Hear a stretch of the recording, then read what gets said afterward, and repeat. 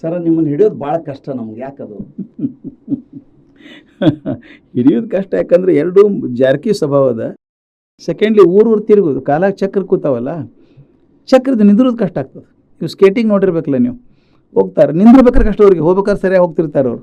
ಹಂಗೆ ನಂದು ಜೀವನ ಥರ ಕಾರ್ವಾನ್ ಸೊಸೈಟಿ ಇದ್ದಂಗೆ. ನಮ್ಮ ಮನ್ಯಾಗ ನನ್ನ ಮೊಮ್ಮಗಳು ಕೇಳ್ತಾಳೆ ನನಗೆ, ಊರು ಯಾವಾಗ ಹೋಗ್ತೀವಿ ಅಂತ ಕೇಳೋದಿಲ್ಲ, ಯಾವಾಗ ಬೆಂಗಳೂರಿಗೆ ಬರ್ತೀವಿ ಅಂತ ಕೇಳ್ತಾಳೆ.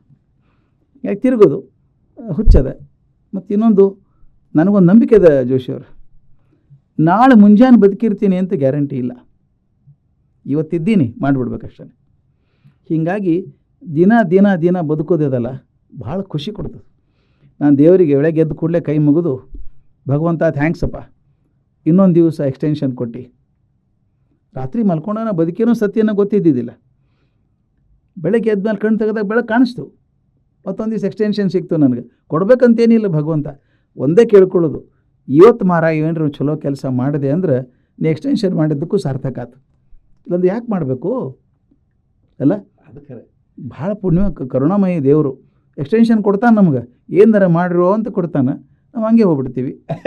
ಮಾಡಿದ್ರೆ ಚಲೋ, ಅದು ಮಾಡ್ಕೊತ ಹೋದಾಗ ಕೈಗೆ ಸಿಗೋದು ಕಷ್ಟ ಆಗ್ತದೆ, ಜಾರ್ಕೊಂಡು ಹೋಗ್ತೀವಿ. ಒಂದು ದುರಭ್ಯಾಸದ ನಿಮಗೆ ಏನು? ನೀವು ಮೊಬೈಲ್ ಯೂಸ್ ಮಾಡೋಂಗಿಲ್ಲ. ಹೌದು, ನಾನೊಬ್ಬ ಖಂಡಿತ ನೋಡಿದ್ರೆ ಮೊಬೈಲ್ ದ್ವೇಷಿನೇ ನಾನು. ಯಾಕಂದರೆ ಮೊಬೈಲ್ ಒಂದು ಕಾಲಕ್ಕೆ ಸಂವಹನ ಮಾಧ್ಯಮ ಅಂತ ಆಗಿತ್ತದು. ಈಗ ಅದು ಬಿಟ್ಟು ಉಳಿಕಿದೆಲ್ಲ ಮಾಡ್ತದೆ. ಅದು ಕ್ಯಾಮ್ರಾನೂ ಮಾಡ್ತದೆ, ಇಮೇಲು ಬರ್ತದೆ, ವಾಟ್ಸಪ್ ಬರ್ತಾವೆ. ಅದೊಂಥರ ಮಾಯಾ ಪ್ರಪಂಚ ಅದು. ಈ ಒಂದು ಸಲ ಹುಚ್ಚಿಡಿದು ಬಿಡ್ತದೆ ಅದು. ಕೆಲವ್ರು ನೋಡೋದು, ಫಾರ್ವರ್ಡ್ ಮಾಡೋದು, ನೋಡೋದು, ಒಂದು ನೋಡ್ಕೋತೆ ಕೂಡೋದು. ಅದನ್ನು ಒಂದೊಂದು ತಾಸು ಗಟ್ಟಲೆ ಅದ್ರಾಗೆ ಹೋಗ್ತದೆ. ಇರೋದು 24 ತಾಸಿನಾಗ 1 ತಾಸು ನೋಡ್ಕೋತ ಕಳೆದ್ರೆ ಹೆಂಗೆ ಆಗ್ತದೆ? ಅದಕ್ಕೆ ನಾ ಹೇಳ್ತೀನಿ, ನನಗೆ ಅದು ಬೇಕಾದ. ಅದಕ್ಕೆ ನನ್ನ ಮಗ ಹೇಳ್ತಾನೆ, ಈ ಫೋನ್ ಚಲೋ ಅದ, ಈ ಫೋನ್ ಚಲೋ ಅದ ಅಂತಾನೆ. ನಮ್ಮರ ಚಲೋ ಫೋನ್ ಕೊಡಬೇಡ ನನಗೆ. ನಾ ಮಾತಾಡಿದ್ದು ಅವ್ರಿಗೆ ಕೇಳಿಸ್ಬೇಕು, ಅವ್ರು ಮಾತಾಡಿದ್ದು ನನಗೆ ಕೇಳಿಸ್ಬೇಕು, ಇಷ್ಟಾದ್ರೆ ಸಾಕು, ಉಳ್ಕಿದ್ದು ಬೇಡ ನನಗೆ. ಅದು ಪ್ರಯೋಜನ ಇಲ್ಲ ಅಂತ ಹೇಳೋದಿಲ್ಲ. ನಾ ಬೇರೆ ಊರಿಗೆ ಹೋದಾಗ ಇಮೇಲ್ ನೋಡ್ಲಿಕ್ಕೆ ಆಗ್ತದೆ, ಮೆಸೇಜ್ ನೋಡ್ಲಿಕ್ಕೆ ಆಗ್ತದೆ. ಆದರೆ ಭಾಳಷ್ಟು ನಾನು ಫೋನ್ ಮುಟ್ಟೋದಿಲ್ಲ. ಆದಷ್ಟು ವಾರಕ್ಕೆ ಎಷ್ಟು ದಿವಸ ಪ್ರವಾಸ ನಿಮ್ದು ಹೆಚ್ಚು ಕಮ್ಮಿ? ಈಗ ಸ್ವಲ್ಪ ಕಮ್ಮಿ ಮಾಡೀನಿ ಅಂದರೂ ಕೂಡ ತಿಂಗಳಿಗೊಂದು 15 ದಿವಸ ಇದ್ದೇ ಇರ್ತದೆ. 15 ದಿವಸ ಹೋಗಕ್ಕಾಗ್ತದೆ ಹೊರಗಡೆ. ನಿಮ್ಗೆ ಆಯಾಸ, ಸುಸ್ತು ಹಿಂಗೆ ಏನಾರ? ಅಯ್ಯೋ ಏನೂ ಇಲ್ಲ. ಮನ್ಯಾಗ ಅಕಸ್ಮಾತ್ ಎಂದರೆ ಖಾಲಿ ಕೂತಂಗೆ ಸುಸ್ತಾಗ್ತದೆ. ಅಂದ್ರೆ ಕೂಡಬಾರ್ದು. ಜಾಡ್ರ ಬಲಿ ಕೂತಂದ್ರೆ ಬದುಕೋದಿಲ್ಲ ಅದು. ಜಾಡ್ರ ಬಲಿ ಕಟ್ಟಬೇಕದು, ದಿನ ಕಟ್ಟಬೇಕದು. ಯಾರು ಹರಿತದ, ಗಾಳಿ ಒಂದು ಹರಿತದ ಮತ್ತು ಕಟ್ಟಬೇಕದು. ಯಾಕಂದ್ರೆ ಅದು ಕಟ್ಲವ್ರದ್ದು ಆಹಾರ ಇಲ್ಲ ಅದಕ್ಕೆ. ಹಂಗೆ ನಾವು ಮಾಸ್ತರ್ ಮಂದಿ ಇದ್ದವರು ದಿನ ಪ್ರತಿ ಕ್ಷಣ ಕಲೀಲಿಲ್ಲ ಅಂತ ನಮ್ಮ ಮಕ್ಕಳಿಗೆ ಏನು ಕಲಿಸ್ತೀವಿ? ನಾವು ಕಲಿಬೇಕು. ನಮ್ಮ ರಾಜರತ್ನಂ ಹೇಳೋರು, ನನ್ನ ಗುರುಗಳವರು, ನನ್ನ ಮಾರ್ಗದರ್ಶನ ಮಾಡಿದವರು, ಓವರ್ ಹೆಡ್ ಟ್ಯಾಂಕ್ ತುಂಬಿಸ್ಕೊಂಡಿರೇನು ಅಂತ ಕೇಳೋರು. ಓವರ್ ಹೆಡ್ ಟ್ಯಾಂಕ್ ಮನ್ಯಾಗ ಓವರ್ ಹೆಡ್ ಟ್ಯಾಂಕ್ ತುಂಬಿದ್ರೆ ನಡೆದಾಗ ನೀರು ಬರ್ತದೆ, ಅದು ಬರೀ ಗಾಳಿ ಬರ್ತದೆ. ಈ ಓವರ್ ಹೆಡ್ ಟ್ಯಾಂಕ್ ತುಂಬಿಸ್ಕೋಬೇಕು ಯಾವಾಗಲೂ. ಆದಷ್ಟು ಓದಿ ಜನ ನೋಡಿಕೊಂಡು ಅನುಭವದಿಂದ ಪಡ್ಕೊಂಡು ತುಂಬಿಸ್ಕೊಂಡಿದ್ರೆ ಏನಾರು ಹೇಳಿಕ್ಕೆ ಬರ್ತಾಯಿದ್ರೆ ಬರೋದಿಲ್ಲ. ಒಬ್ಬ ಶಿಕ್ಷಕನಿಗೆ ಗುರುಗೆ ಏನು ವ್ಯತ್ಯಾಸ ಅಂತ ಅನಿಸ್ತದೆ? ಭಾಳ ವ್ಯತ್ಯಾಸ. ಶಿಕ್ಷಕ ಪರೀಕ್ಷೆಗೆ ಮಾರ್ಕ್ಸ್ ಬರೋದು ಹೆಂಗೆ ಅಂತ ಕೊಡ್ತಾನೆ. ಗುರು ಜೀವನ ಪರೀಕ್ಷೆ ಪಾಸ್ ಆಗೋದು ಹೆಂಗೆ ಅಂತ ತೋರಿಸ್ಕೊಡ್ತಾನೆ.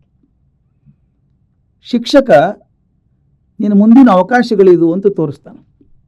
ಗುರು ಅವಕಾಶಗಳಿಗೆ ನಿಮ್ಮನ್ನು ತಯಾರು ಮಾಡ್ತಾನೆ. ಶಿಕ್ಷಕ ಹೊರಗೆ ನೋಡ್ಲಿಕ್ಕೆ ಕಲಿಸ್ತಾನೆ, ಗುರು ಒಳಗೆ ನೋಡ್ಲಿಕ್ಕೆ ಕಲಿಸ್ತಾನೆ. ಶಿಕ್ಷಕ ನನಗೇನು ಮಾಡ್ತಾನೆ ಅಂದರೆ ಧೈರ್ಯ ಕೊಡ್ತಾನೆ, ಆದರೆ ಗುರು 100 ಮಂದಿಗೆ ಧೈರ್ಯ ಕೊಡೋ ಶಕ್ತಿ ತುಂಬ್ತಾನೆ. ಜೀವನ ಅಂದರೆ ಏನು ಅಂತ ಕಲಿಸ್ಬೋದು ಶಿಕ್ಷಕ, ಆದರೆ ಜೀವನವನ್ನು ಸೊಗಸು ಪಡ್ಕೊಳ್ಳೋದು ಹೇಗೆ, ಸಂತೋಷ ಪಡೋದು ಹೇಗೆ ಅಂತ ಕಲಿಸೋ ಗುರು. ಈ ಗುರುತ್ವ ಅನ್ನೋದು ಭಾಳ ದೊಡ್ಡದು. ಶಿಕ್ಷಕನ ಹಂತದಿಂದ ಬೆಳ್ಕೋದು ಮನುಷ್ಯ ಗುರು ಆಗಬೇಕು. ನೌಕರಿಗೆ ಸೇರ್ಕೊಂಡಾಗೂ ಟೀಚರೇ, ರಿಟೈರ್ ಆದಾಗೂ ಟೀಚರೇ, ಅದರ ಜೀವನ ವ್ಯರ್ಥ ಆಯ್ತು. ನಾ ಹೇಳೋದು, ಶಿಕ್ಷಕ ಆಗಿದ್ದವ ಹಂತವಾಗಿ ಬೆಳ್ಕೋದು ಗುರು ಆಗಬೇಕು. ಗುರು ಅಂದ್ರೆ ಏನಾಗ್ತದೆ? ಅವ ಮಾತಾಡಿದ್ದು ಆಗ್ತದೆ, ಬದಲಾವಣೆ ಮಾಡೋ ಶಕ್ತಿ ಇರ್ತದೆ. ವ್ಯಕ್ತಿಗಳನ್ನು ಬದಲಾವಣೆ ಮಾಡ್ತಾನೆ. ಒಬ್ಬ ಬುದ್ಧ ಅಂಗುಲಿಮಾಲನ್ನು ಮುಟ್ಟಿದ್ರೆ ಅಂಗುಲಿಮಾಲಂತ ಕ್ರಿಮಿನಲ್ ಇದ್ದವ, ಕೂಲಿ ಮಾಡವ, ಸುಸಂಸ್ಕೃತ ವ್ಯಕ್ತಿ ಆಗಿಬಿಟ್ನಲ್ಲ. ಇದು ಗುರು ಮಾಡ್ಲಿಕ್ಕೆ ಸಾಧ್ಯ, ಶಿಕ್ಷಕರ ಕಡೆಯಿಂದ ಆಗೋದಿಲ್ಲ. ಶಿಕ್ಷಕ ಅಂದರೆ ಕೆಟ್ಟದು ಅಂತ ಹೇಳ್ತಾ ಇಲ್ಲ ನಾನು, ಅದು ಮೊದಲನೇ ಹಂತ. ಆ ಹಂತದಿಂದನೇ ಶುರು ಮಾಡಬೇಕು, ಪ್ರಾಥಮಿಕ. ಹೌದು. ನಾ ಯಾವುದೇ ಬೆಟ್ಟ ಹತ್ತಬೇಕಂದ್ರೂ ಕೂಡ, ಕೇದಾರ್ ಹತ್ತಬೇಕಾದ್ರೆ ಮೊದಲು ಬೇಸ್ಟಿಂದ ಶುರು ಮಾಡಬೇಕಲ್ಲ. ಅದು ಶಿಕ್ಷಕತ್ವ. ಅದು ಶಿಕ್ಷಕತ್ವದಿಂದ ಹಂತವಾಗಿ ಮೇಲೇರಿ ಗುರುತ್ವಕ್ಕೆ ಏರಬೇಕು. ಅದು ಗುರಿ ನಮ್ಮದು.